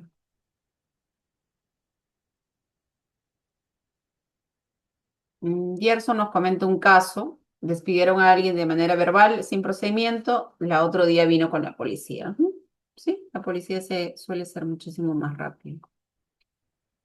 Entonces, teníamos la presentación de la fiscalización de contratos temporales. Entonces, tenemos el protocolo para la fiscalización de contratos de trabajo sujetos a modalidad, que es del año 2016. Es bastante antiguo, uno de los primeros contratos. Existe un proyecto de directiva de este año. Es un proyecto de directiva que quiere modificar esta, ¿no? Que es bastante antiguo, pero todavía está en proyecto. Entonces, ¿qué contenido tiene esta directiva? Las definiciones de cada uno de los ítems que es necesario conocer. Por ejemplo, la causa objetiva en la contratación sujeta a modalidad. Recuerden que, si bien es cierto, de 10 contratos que existe, de cada 10 contratos que existe en nuestro país, 7 son trabajadores a plazo y fijo, a plazo determinado, ¿ok? 3 son a plazo indefinido. Entonces, de 10 trabajadores, 7 son contratados a plazo fijo y 3 son contratados a plazo indefinido. De estos 7 trabajadores, yo creo que la mayoría, 6 podríamos decir, son trabajadores a plazo indefinido, sino que no lo saben. ¿Por qué? Porque tienen contratos y no tienen la causa objetiva, no tienen contrato físico, no tienen un contrato que cumpla con los requisitos de ser un contrato temporal. Entonces, estos trabajadores son trabajadores a plazo indefinido, pero no lo saben, ¿no? No saben porque no han visto, no han revisado sus contratos. Pero bueno, es un poco el desconocimiento que le ocurre a los trabajadores, ¿no? Ahora, también muchas veces las empresas lo que hacen es, voy a celebrar un contrato por necesidades de mercado. Entonces, entran en internet, a Google, quiero un modelo de contrato por necesidades de mercado. Descargan el contrato, el modelo o lo que encuentren en cualquier página web. Solamente cambian los nombres, el cargo, el sueldo y ya está. Ese es el contrato que le entregan al trabajador.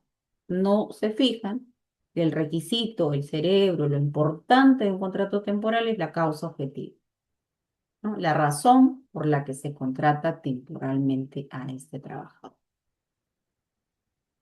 Entonces tenemos aquí la causa objetiva, aquella situación prevista por la legislación que justifica la celebración de un contrato sujeto a modalidad y que debe consignarse en el contrato y verificarse en práctica. ¿Qué hace el inspector? Puede acudir a la Subdirección de Registros Generales. Recuerden que este contrato, esta directiva es un poco antigua, ¿no? Antes se presentaba ante el Ministerio de Trabajo y muchas veces utilizaban ese registro para validar los contratos temporales. Ahora ya no se presentan. Puede acudir al Ministerio de Trabajo o también en una comprobación de datos, revisar la ficha RUC de la empresa. ¿Qué puede hacer el inspector? Una visita o una comparecencia, realizar un recorrido para saber qué está haciendo el trabajador. Por ejemplo, un trabajador de suplencia. Se supone que tiene que hacer lo que el trabajador que está supliendo, ¿cierto? Las actividades, pero a veces no lo hacen. Y por lo tanto, ya sería un trabajador a plazo indefinido. Puedes realizar entrevistas, sirve como medio para identificar las labores que efectivamente realizan los trabajadores, qué es lo que está haciendo. Entre los trabajadores entrevistados, ¿qué hace la visita a la comparecencia? Entrevista al jefe inmediato. Esas son las sugerencias que dice la directiva. ¿Qué puede hacer el inspector? Si hubiera discrepancias, porque el trabajador dice A, el empleador dice B y los hechos dicen C, ¿qué es lo que prima? Los hechos observados. ¿Qué es lo que ha visto el inspector en su visita?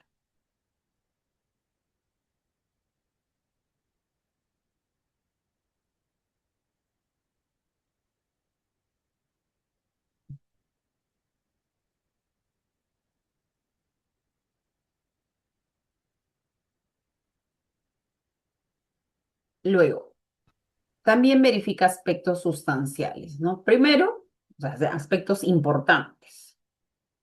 Tiene que estar los contratos temporales por escrito.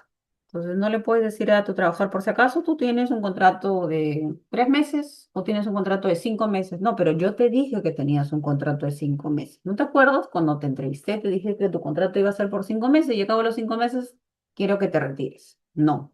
Si tú quieres que tu trabajador esté a plazo fijo, tienes que hacerle firmar un contrato por escrito. Entonces, ¿qué va a verificar el inspector? Si hay un contrato por escrito, ¿no?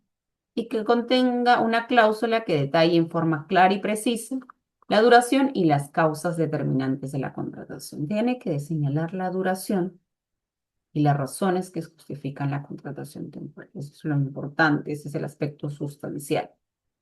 Respecto a aspectos formales, aquí la directiva menciona esto, pero ya se eliminó con el decreto legislativo 1276, por eso lo hemos tachado, pero sin embargo tiene la obligación de entregarle la copia, ¿no? Al trabajador. ¿Qué te puede solicitar? La documentación que se indica en los aspectos formales y aspectos sustanciales. Ahora, la información no es que sea una información que te pidan para todos los contratos, no va a depender del tipo de contrato que tenga el trabajador. Hola doctora, buenas noches. Hola, buenas noches. Disculpe, ¿le puedo realizar una pregunta? Oh. Sí, cuéntame. No, quería saber sobre, ya que estaba comentando sobre los contratos de sujeto a modalidad, tengo una pregunta porque, digamos, bueno, yo trabajo en una empresa y los contratos que realizan son contratos de exportación no tradicional, de obra o servicio específico. Y en la causa objetiva está el número de orden del, digamos, del cliente. Eso sería la causa objetiva porque hay trabajadores ya que son de varios años, o sea, no son pasados, digamos, de hace 20 años, de hace 30 años que siguen en la misma empresa, pero son sujetos a modalidad, no son indeterminados. Quería saber, digamos, si la causa objetiva del contrato de exportación no tradicional es el número de orden del, del pedido del cliente. Porque como es de... ¿Tú trabajas en la empresa? Sí, yo trabajo en la área de recursos humanos como Ah, ok. practicante, como Eh, practicante. lo que pasa es que aquí son los contratos temporales, lo que estamos viendo son los contratos temporales y en el decreto legislativo 728 se regulan 9 tipos de contratos temporales. Ahora, el contrato por exportación tradicional tiene una normativa específica, ¿ok? Sí, Tiene una sí. norma específica, o sea, en esa norma específica incluso no aplica el plazo máximo de contratación que es de 5 años. Entonces tiene una normativa específica y eso es generalmente lo que mencionas, ¿no? Que está vinculado al orden de servicio. Sí, el Ujú. cliente. Claro, Entonces, eso es un tema que no estamos viendo el día de hoy, que tiene una normativa específica y es el contrato de exportación no tradicional. esa sería la causa objetiva. Lo que pasa es que yo tendríamos que ver qué es lo que hace la empresa, ¿no? Yo no te podría decir la causa objetiva es la orden de servicio, porque no necesariamente tendría que ser eso. O sea, va a depender mucho de qué es lo que hace la empresa, cómo ejecuta. Por ejemplo, algunas veces se piensa que a los vigilantes le voy a hacer por necesidades de mercado, a la secretaria le voy a hacer por inicio e incremento de actividad. O sea, como que catalogan ciertos tipos de cargos a cierto tipo de Es que, contratos y eso no es así, ¿no? es que como, Generalmente es por las circunstancias en las que se encuentra la empresa, dependiendo qué está realizando y eso es lo que tendría que verse. no, porque como yo veo los contratos, como soy de recursos humanos y veo de Ujú. varios trabajadores, todos son de contrato, digamos, son Claro. prácticamente iguales. Lo que varía es el sueldo nomás. Pero Ujú, tenía esa duda nomás, ujú. que por Sí, eso, yo lo gracias. que te sugiero es que revises el contrato de exportación, la norma de exportación no tradicional. Hay también jurisprudencia que regula el tema de exportación no tradicional, no podríamos decir regula, sino a veces falla ciertos casos sobre exportación no tradicional. Eso es lo que podrías hacer, ¿no? Que siguen reglas distintas a los temas que día de hoy. Sí, porque, doctora, disculpe por molestarle también, porque a veces la Oficina de Recursos Humanos, digamos, bueno, mi jefa tiene miedo de que apliquen el periodo de prueba, ya que, digamos, si está mal el contrato, digamos, porque, digamos, es un copy y pega, se puede decir, y si aplican el periodo de prueba, tiene miedo de que el trabajador se vaya a la zona fil y así, y revise el contrato. Y no aplique. No sé si se puede entender esa parte. El periodo de prueba aplica a todos los trabajadores. A pesar que el contrato esté mal hecho, digamos, que no hay Sí, una causa objetiva. así es. Ay, Siempre que tengas un contrato temporal, al contrato de trabajo a plazo fijo o a plazo indefinido, le aplica el periodo de prueba. ay, gracias, muchas gracias. Ujú, ok. Entonces, estamos, por ejemplo, aquí tenemos el primer contrato, ¿no? El de inicio o incremento de actividad. Entonces, primero va a determinar el inspector si este contrato por el inicio de la actividad productiva, por la instalación o apertura de un nuevo establecimiento o por el inicio de nuevas actividades, ¿no? Va a chequear también, verificar la duración máxima, que es de 3 años. ¿Qué le va a pedir? Cuando ustedes revisen el protocolo, van a poder ver que para el inicio de la actividad productiva, o sea, es decir, si tenemos un contrato por inicio o incremento de actividad, se tiene que verificar primero si fue por inicio, por instalación o apertura o por inicio de nuevas actividades, que son distintos supuestos. Por cada supuesto te dice qué es lo que podrían pedir, ¿no? ¿Qué es lo que podrían pedir el inspector de trabajo? ¿Qué es lo que tendrías tú que tener para acreditar que verdaderamente es un contrato a plazo fijo legal, que no se va a desnaturalizar? En el caso del contrato por necesidades de mercado, que tiene una duración de 5 años también, va a depender de cuáles son las características, ¿no? Recuerden que tiene que ser un incremento coyuntural, pueden ser actividades ordinarias de la empresa, tiene que ser imprevisible y se excluye las variaciones de carácter cíclico. Luego, el de reconversión empresarial, la duración es de 2 años y está vinculado a la tecnología, sustitución o modificación y ampliación de actividades desarrolladas a la empresa, ¿no? Ahora que se está utilizando mucho la inteligencia artificial, se podría utilizar este contrato por reconversión empresarial, porque son variaciones de carácter tecnológico. Luego, necesidades de mercado y reconversión empresarial. Aquí tenemos los documentos que te van a pedir en cada uno de los contratos. Y en el contrato ocasional, que es una duración máxima de 6 meses, eh, que aquí, a diferencia del contrato por necesidades de mercado, que pueden ser para actividades que realiza de manera permanente,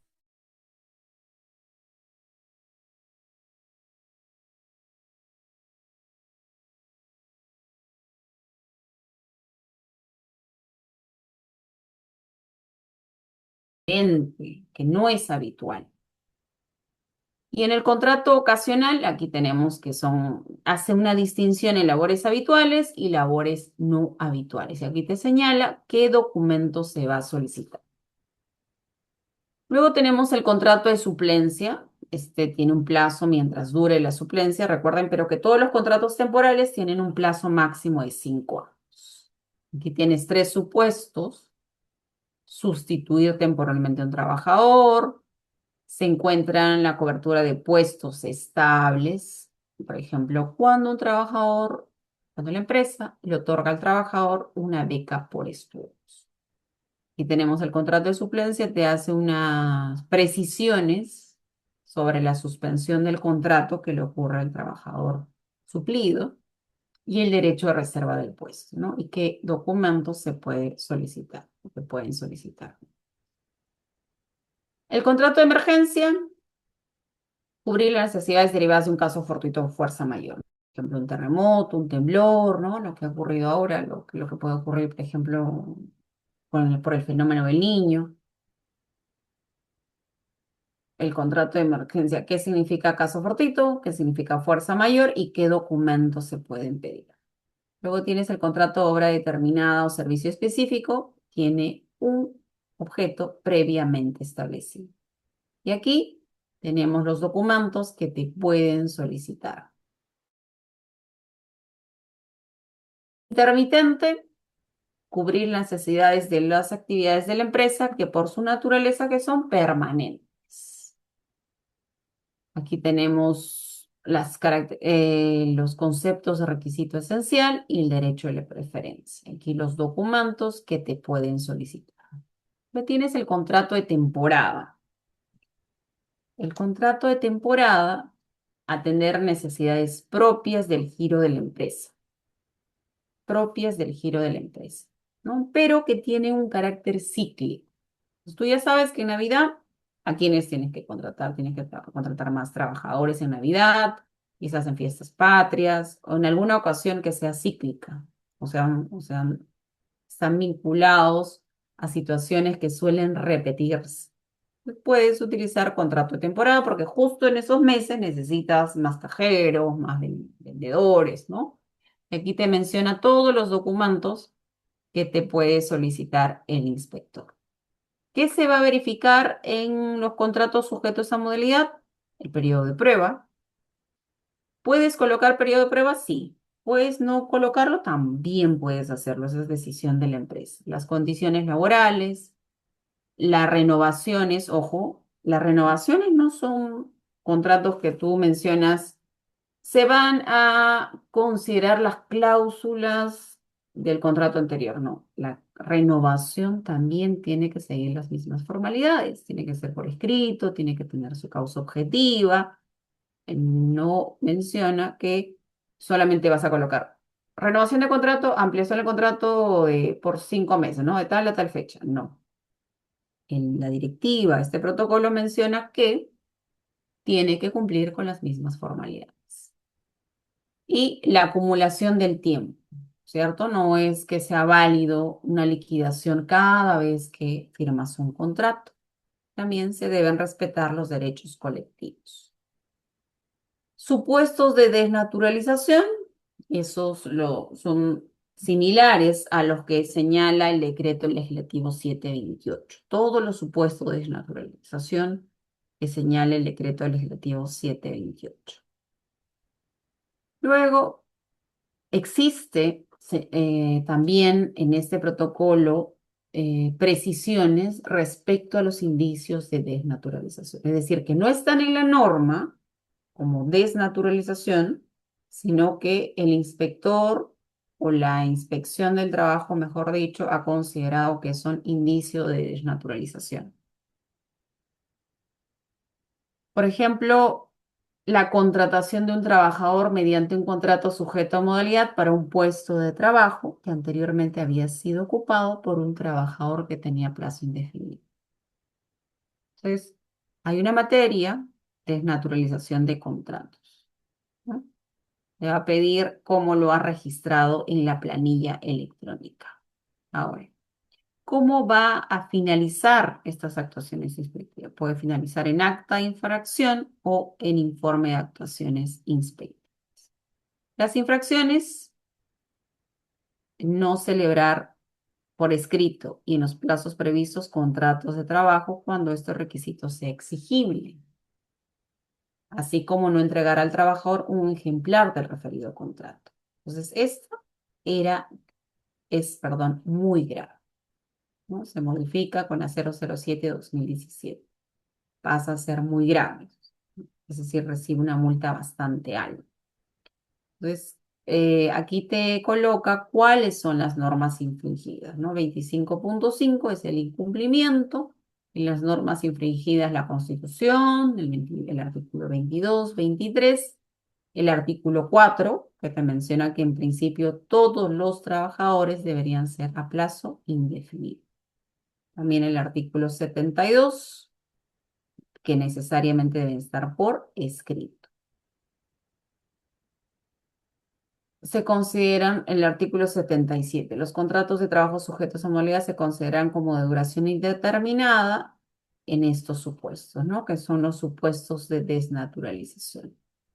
Aquí tenemos un caso la empresa Higiene AT registra como microempresa, es decir, está registrada como microempresa, se dedica a la venta de productos de limpieza y cuenta con 8 trabajadores. Con el fin de evitar reconocer la estabilidad laboral propia de los contratos a plazo indeterminado, la empresa contrató a 3 trabajadores mediante contratos sujetos a modalidad por incremento de actividad, renovándolos sucesivamente durante más de 3 años.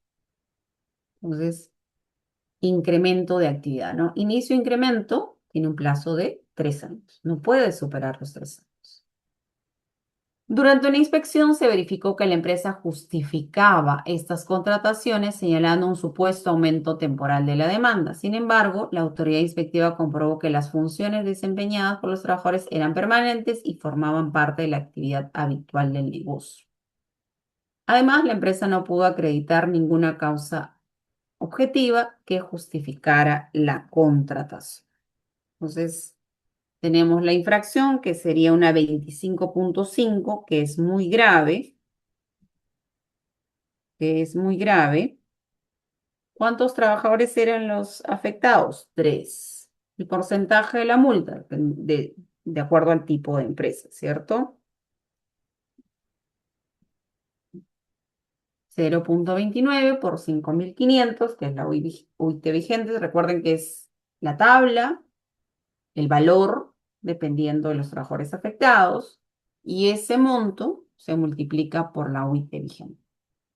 Aquí nos sale una multa de 1.595 soles. ¿Ok? Entonces, hasta aquí habríamos terminado la exposición.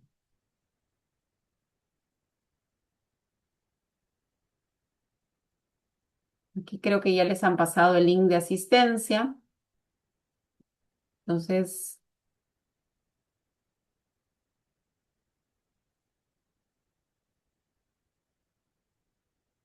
tenemos una pregunta de Delia. ¿El de servicio específico puede, vamos a absolver la última consulta porque ya estamos con la hora. ¿El de servicio específico puede la causa objetiva ser o estar sustentada por los contratos de servicio o licitaciones? Sí, podría estar vinculado a los servicios o licitaciones. Pero claro, si tienes una licitación que tiene 5 años, ya no parecería un servicio específico, ¿no? Tendría que ser algo muy puntual, qué actividad se va a realizar. Y en función a eso, vincularlo al contrato temporal. Ahora, también, por ejemplo, si tú me dices, eh, soy una empresa, tengo una secretaria, y voy a contratar otra secretaria, ¿no? A esa otra secretaria la voy a vincular a la licitación que yo tengo, ¿no? Voy a hacer un contrato por servicio específico, obra o servicio específico. Pero esta segunda secretaria, podría yo hacerle un contrato de trabajo, ¿no? Dependiendo qué actividades va a realizar, que se supone que tienen que estar vinculadas con estos contratos de servicio o licitaciones que tú tienes. Pero tu primera secretaria tiene que ser un trabajador a plazo indefinido, porque es alguien que realiza las funciones permanentemente. La otra persona puedes contratarla por servicio específico, ¿no? Entonces, eso es lo que tendría que ocurrir, ¿no? Tienes que tener trabajadores a plazo fijo, un grupo de trabajadores a plazo fijo y el otro grupo que está vinculado a tu servicio específico deberían ser trabajadores a plazo fijo. Entonces, recuerden que la regla es, yo debo tener trabajadores a plazo fijo siempre, a plazo indefinido siempre, porque son personas que continuamente laboran. Por ejemplo, docentes, siempre tengo que tener docentes. Puedo tener un aula, ya, pero si de repente tengo muchos más alumnos, ok, los adicionales estarán vinculados al número de aulas que yo aperture. Pero si soy un colegio y el profesor realiza una actividad permanente, debo tener trabajadores a plazo indefinido. ¿Ok? Entonces, esa es la regla que ustedes tienen que seguir. En principio, como les comento, de acuerdo al artículo 4, todos deberíamos ser a plazo indefinido. y solo unos cuantos trabajadores deberían ser trabajadores a plazo fijo. Claro, la regla en nuestro país es al revés, ¿no? Pero bueno, eso no es legal. Bueno, entonces hasta aquí habríamos terminado la clase. Cualquier duda, igual, nosotros nos vamos a encontrar el día jueves. El día jueves nos vamos a encontrar, me parece que ya es nuestra última clase. Eh, el día jueves 2, no, nosotros vamos a tener la última clase el jueves 2 y 3 y viernes 3. Vamos a ver todas las otras directivas que nos faltan, de madre trabajadora, de formalización, ¿no? Les voy a explicar igual con casos para que ustedes lo puedan entender. Entonces, perfecto. Muchas gracias por su atención. Espero que tengan un excelente fin de semana y feriado. Nos vemos el día jueves. Gracias, doctora. Hasta luego.